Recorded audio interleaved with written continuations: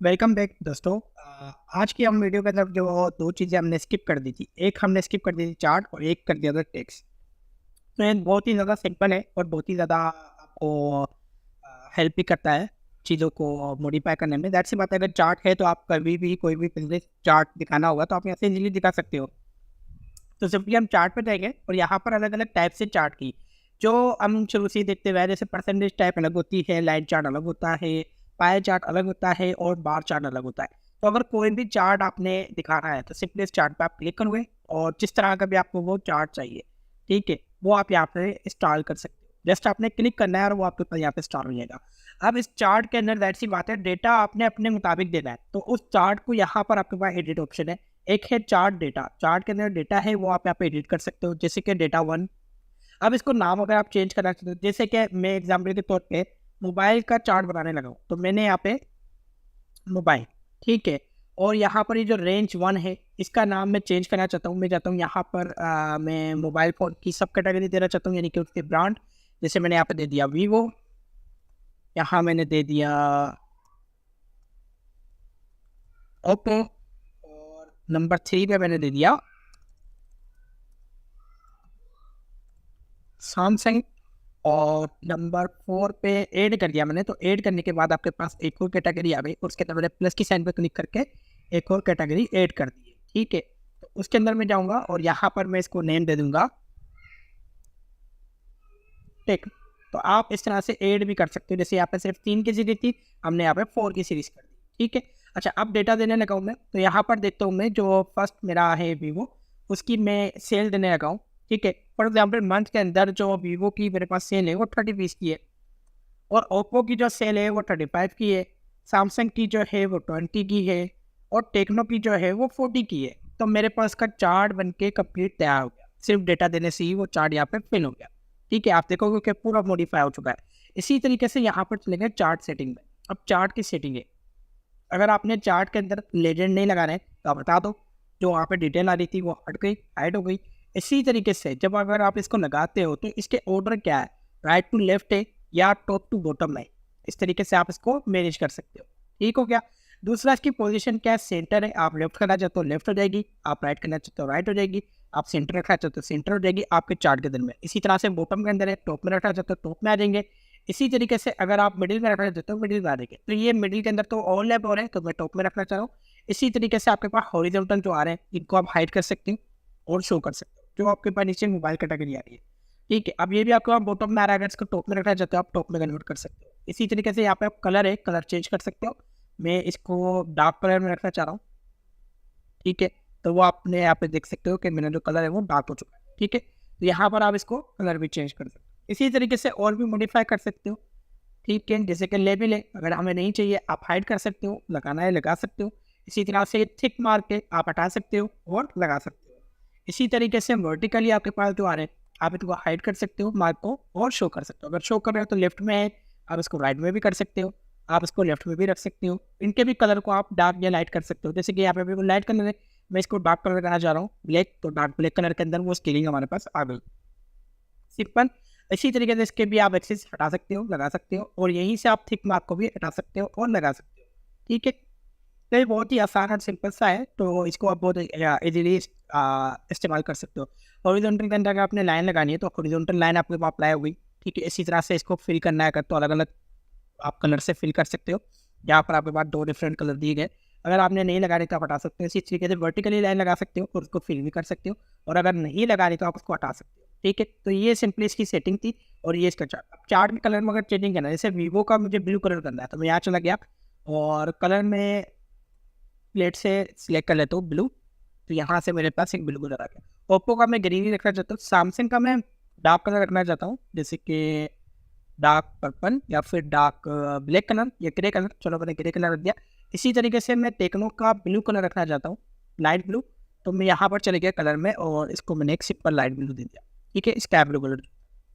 तो इस तरह से आप कलर भी मॉडिफाई कर सकते हैं, और इन्हीं चीज़ों को आप इस तरह से इस्तेमाल करके लगा सकते हैं, ठीक है। ये सिंपली चार्ट बनाने का तरीका है।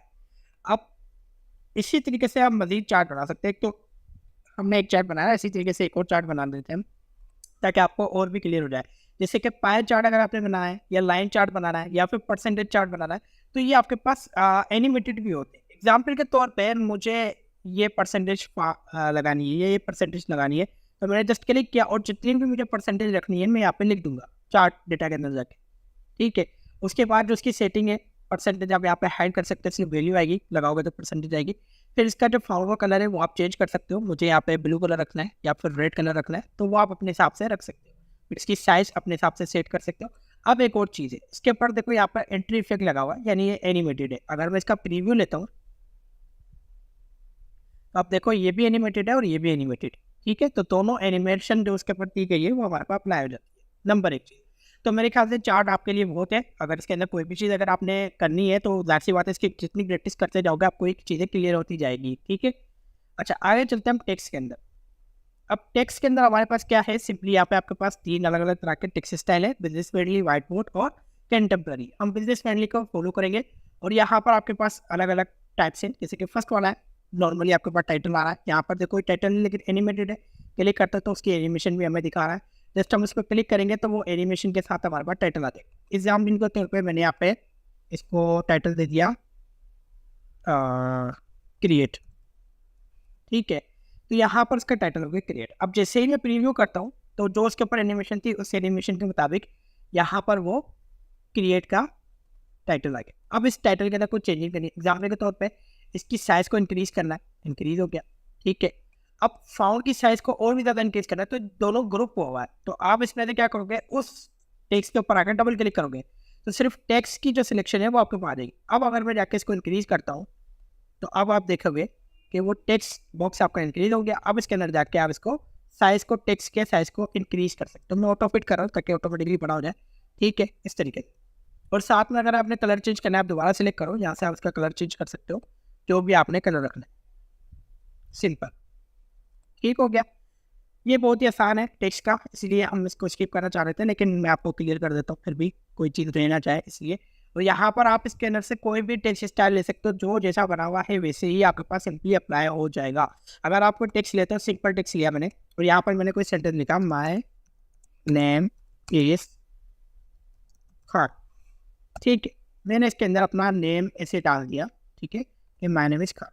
ठीक है, और ये मेरे पास टेक्स्ट है। अब इस टेक्स्ट के अंदर कोई एनिमेशन नहीं है, इसके ऊपर कोई भी एंट्री या एग्जिट इफेक्ट नहीं है, तो इसको मैं एंट्री या एग्जिट इफेक्ट दे सकता हूँ। यानी अगर मैं प्रीव्यू करता हूँ तो ऊपर वाला तो देखो एनिमेट होकर आ रहा है, लेकिन जो नीचे वाला हमारा टेक्स्ट है वो नॉर्मली वैसे ही लिखा हुआ रहा है, वैसे ही रह जा रहा है वो जैसा था। तो हम यहाँ पर क्या करेंगे, इसको सिलेक्ट करेंगे, एंट्री इफेक्ट पे जाएंगे यहाँ से, और नीचे यहाँ पर आपके पास बहुत सारे इफेक्ट हैं, ये सारे के सारे अप्लाई हो सकते हैं, लेकिन लास्ट के अंदर आपके पास है टैपिंग इफेक्ट। आप यहाँ से टैपिंग इफेक्ट दे सकते हो, यहाँ पर आप इसका प्रीव्यू ले सकते हो। टैपिंग इफेक्ट एक एक करेक्टर आपके पास आएगा, आप अप्लाई करोगे तो अप्लाई हो जाएगा। इसी तरीके से अगर आप फ्लाइंग वर्ड पे रखना चाहते हो तो यहाँ पर देखो एक एक फ्लाई होकर आएगा वर्ड। इसी तरह से अगर आप रखना चाहते हो फ्लिप वर्ड, तो एक एक वर्ड आपका फ्लिप होगा। आपने जस्ट पे क्लिक करना है और वो आपके पास अप्लाई हो जाएगा। अब इसकी ड्यूरेशन आ रही है, कितनी ड्यूरेशन में ये आपके पास होगा, ये 0.5 सेकेंड में हो रहा है। अगर मैं इसको प्रीव्यू लेता हूँ तो देखता हूँ मैं 0.5 सेकेंड के अंदर वो एनिमेट होकर मेरे पास आ गया। ठीक हो गया। इसी तरीके से अगर मुझे टाइपिंग वाला रखना है तो मैं इसके एंट्री इफेक्ट के ऊपर दोबारा जाऊँगा और यहाँ से इसको रिमूव कर दूंगा जो मैंने लगाया है, और उसके अंदर जाके फिर लास्ट के अंदर मैंने टाइपिंग वाला जो लगाना है उस पर मैंने क्लिक कर देना है।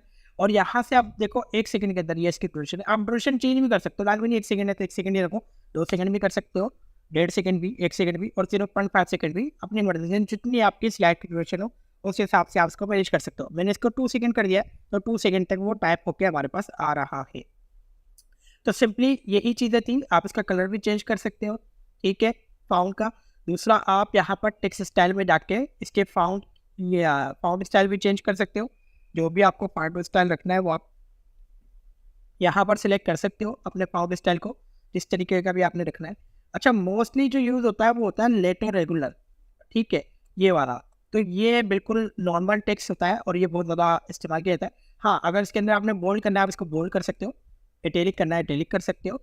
ऑटो साइज, जितनी आपकी टेक्स्ट बुक्स की साइज होगी इसके अंदर ये ऑटो फिट हो जाएगा, या फिर आप अपनी मर्जी से कोई भी साइज सिलेक्ट कर सकते हो। 10 साइज, ठीक है, 10px या फिर 24px या फिर 48px, इस तरीके से आप कोई भी साइज ले सकते हो। इसी तरह से left align, right align, centre align आप इसको अलाइन कर सकते हो। बाकी डिटेल वही है जो हम ऑफिस वगैरह टूल के अंदर सीख कर आए हैं। तो फाउंड की तमाम चीज़ें वही है जो हमने प्रीवियस कोर्सेज के अंदर सीखी हुई है, ठीक है, बेसिक कोर्सेज के अंदर। तो वही फाउंड की